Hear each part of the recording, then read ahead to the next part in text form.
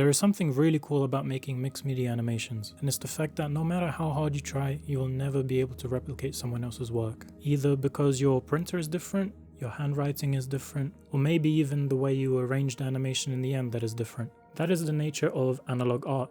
Each piece is unique to the person who has created it.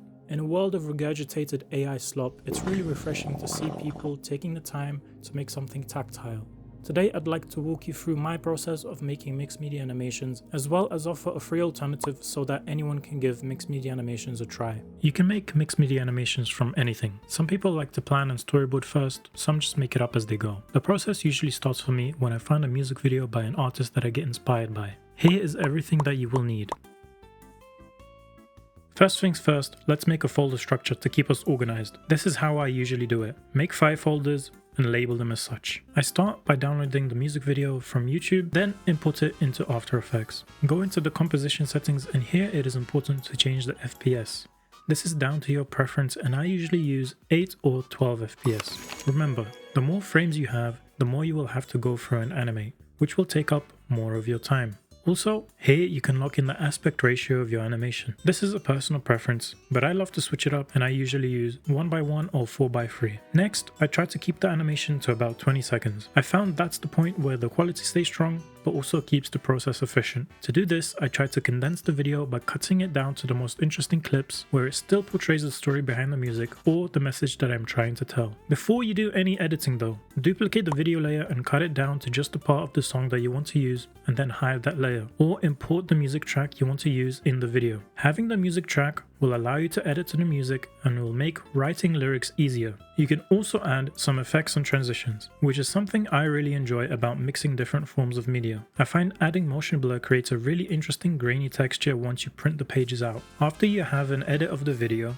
you can render it as a JPEG sequence. Set the output folder to the frames folder that we created earlier and start the render. Now we have a folder with every frame of the edit we just made. We need to put all of these frames into an A4 page for printing. I see so many people using Photoshop for this, but many don't know the method that can save them so much time. Once you have Photoshop opened, click on File, Automate, Contact Sheet 2. Select the folder where you exported the frames. Here you can choose the amount of frames that you want positioned across and down the page. It is important to get this right, as it may save you paper and time. The lower the columns or rows, the bigger each frame will be. If you are doing commercial work, you might want to print larger frames in order to preserve the highest quality you can. At the end of the day though, it is all up to preference. And for me, I like to have smaller frames as I prefer the way the paper texture looks and it saves me time, all while still giving me enough space for the mixed media techniques that I like using. Also, one more thing, pay attention to the aspect ratio of your frames. If you decided to go for a vertical format, then you should have more columns than rows in order to maximize the space of your paper. This process might take a while, but let Photoshop do its thing. And after, you should have multiple files in an A4 size with all of the frames lined up. Save every file as a JPEG. Now we can print all of the files. Make sure your printer settings are configured to your liking. For me, I usually go for color, standard print quality, and no extra enhancements such as sharpening. You can totally experiment here, and your options may be limited depending on your printer. Once you have all of the pages printed, we can start on the mixed media. This is where the real creativity begins. You can literally do anything you like at this stage. Let me show you my usual process with an example of one of my previous videos. Let's take the Arcane video for example. I start the video with the words of the voiceover written in sync with the video. This is why it is important to edit together with the audio before printing. It allows me to look back on the edit and follow the voiceover frame by frame. You can split the words into syllables and label them just under the frames to help you with the syncing process. I begin to write the words on each frame, changing the word wherever I have it marked. It can be quite confusing at times, but if you label the words, it makes it much easier. One of the ways to elevate this is by starting at the end of the frame when the word is spoken, writing the full word, and then going backwards and repeating, but writing fewer letters every couple of frames. Here are some more techniques that I like using. Paint splatter. Using paint diluted with a little bit of water on a brush and spraying the frames with my finger. Brush strokes to emphasize movement in the scene or bring your focus onto a subject. And recently, I've been using other objects brushed with paint and stamped onto the paper. Some other techniques that I like using are scratches. Using an etching tool or a sharp pointy object to scratch onto the frames. Ink bleeding, using water or chemicals to bleed the ink and separate the colors. Layering, imposing different images onto the frame. This one can get quite advanced, so I may go into this more in detail in another video. Let me know if you are interested. These are just some of the techniques I have learned on my mixed media journey. If you have any more, feel free to share them in the comments.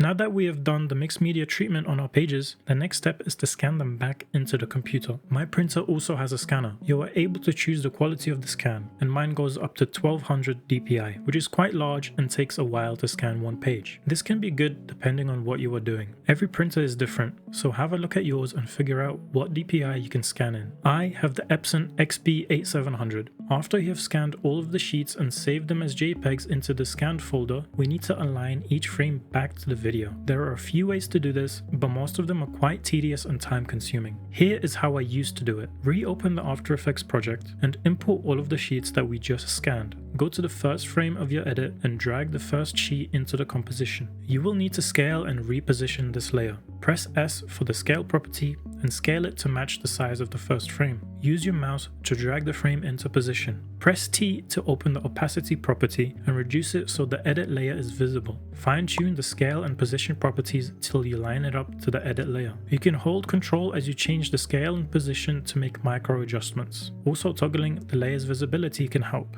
Sometimes, no matter what you do, you won't be able to line it up perfectly, and that is totally fine. The imperfections are what make the animation uniquely yours. Go to the next frame by pressing page down on your keyboard. Don't make any adjustments just yet. We need to split the layer first. To do this, press Ctrl-Shift-D. Now all that is left to do is repeat the process. As I have mentioned before, this will take a while, but we are almost done. Once you have lined up all of the frames, select all of the layers by pressing Ctrl-A, press T to bring up the opacity properties, and slide them back to 100%. Now, if everything has gone right, your animation should be finished. All you have to do now is render. Make sure though that since we were working in an 8 or 12 FPS composition, to change it to the original frame rate of your footage by going to the render settings, ticking use this frame rate and switching it to whichever frame rate your video was. I mentioned that this was my method. That's because I've spent quite a while trying to come up with a way to speed this whole process up. And after a lot of trial and error, I created the Mixed Media Aligner script for After Effects. Now, this isn't a tool that will magically create polished animations in one click, but I think it comes pretty damn close. It is essentially the Contact Sheet 2 function in Photoshop that works in the opposite direction. First, you start by entering the animation FPS, then the column/rows, followed by the aspect ratio. In the spacing section, you have the option to set the top and side margins. This is for the page as a whole. Here, you will also find the frame spacing panel, which is the spacing between the individual frames. Once you are done with these settings, drag and drop all of your pages into the composition with your edit. Select all of the pages, making sure you select them in order, and press animate. And just like that, you should have a mixed media animation. Now, as you can tell, it is not perfect. This can be down to many things, from printer settings to uneven scans. I highly recommend that you still go frame by frame and make micro adjustments. To make this easier, I have also included some handy tools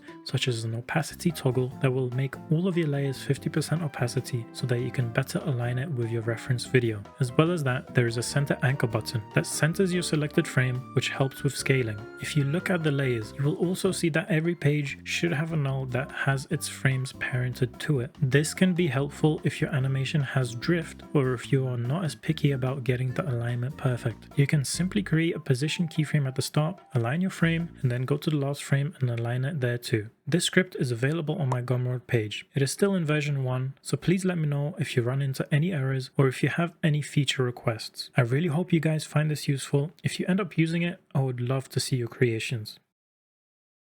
So there you have it, my method for mixed media animations. I haven't seen anyone else doing this exactly the same way as I have, so I hope that you've learned something useful from my method. One of my goals with this video is to make mixed media animations more accessible to everyone. That is why I have found a free method that might be more approachable for people who don't have Adobe. If you also don't have a printer at home, have a look around your local area for printing shops or libraries that have printing and scanning services. It will of course cost you money, but if it's your first entry into mixed media animations and you don't want to make a big investment into a printer, it will be well worth the price. And let me tell you, the world of printers is one big scam. This method should work for both Windows and Mac systems. What you will need. I will try to keep this section as beginner friendly as I can. If you're looking for a more detailed breakdown of the process, I highly suggest you go watch my method if you have not already. The mixed media section is also exactly the same for all methods. Let's begin. If you haven't seen it already, here is my folder structure. Once you have DaVinci Resolve installed, double click on Untitled Project, name it, select the location for the project and click Create. Drag your clip directly into the timeline. Make sure the timeline resolution is the same as your clip. To do this, click on File, Project Settings, and here you can match the resolution of your clip. Now you can edit the video however you like. I would suggest that you trim the video down to a manageable length. I usually stick to around 20 seconds for my music video animations. Once you have finished editing, go to the Deliver tab. Here you will be able to pick which settings to render the video in. For format, select JPEG. Kodak, select YUV444. Resolution should be set to timeline and so should the FPS.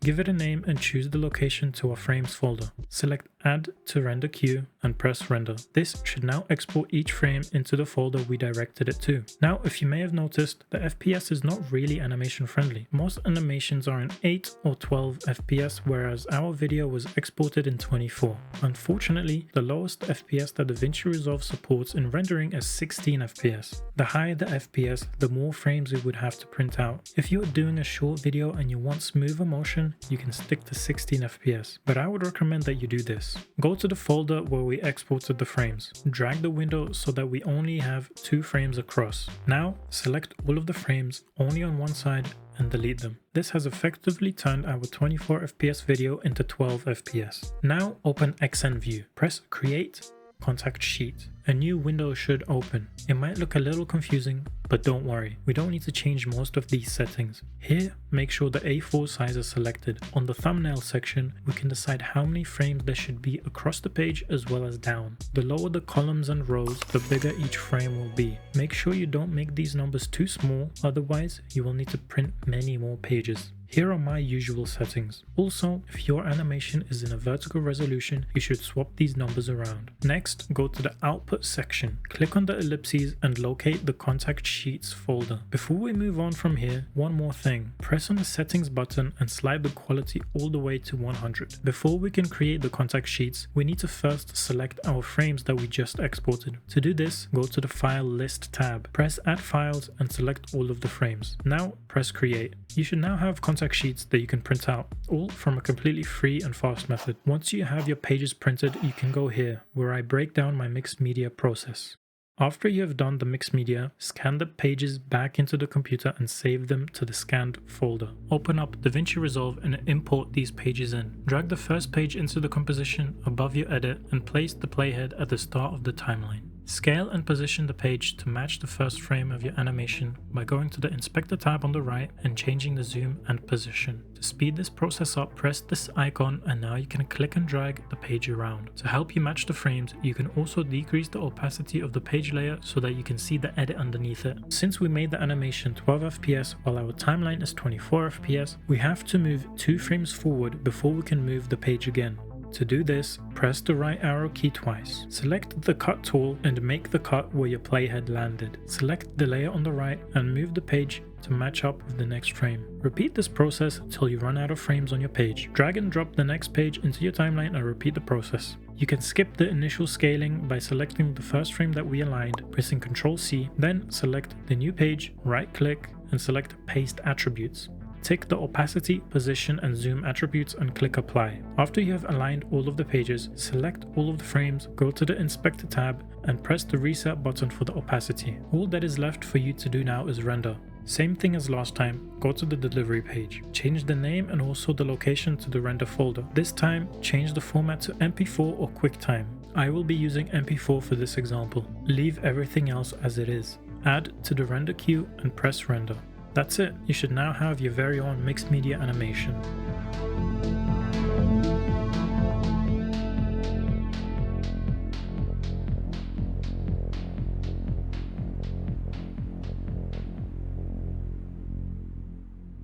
Thank you for watching. This video took a very long time to make, so don't forget to leave a like and subscribe.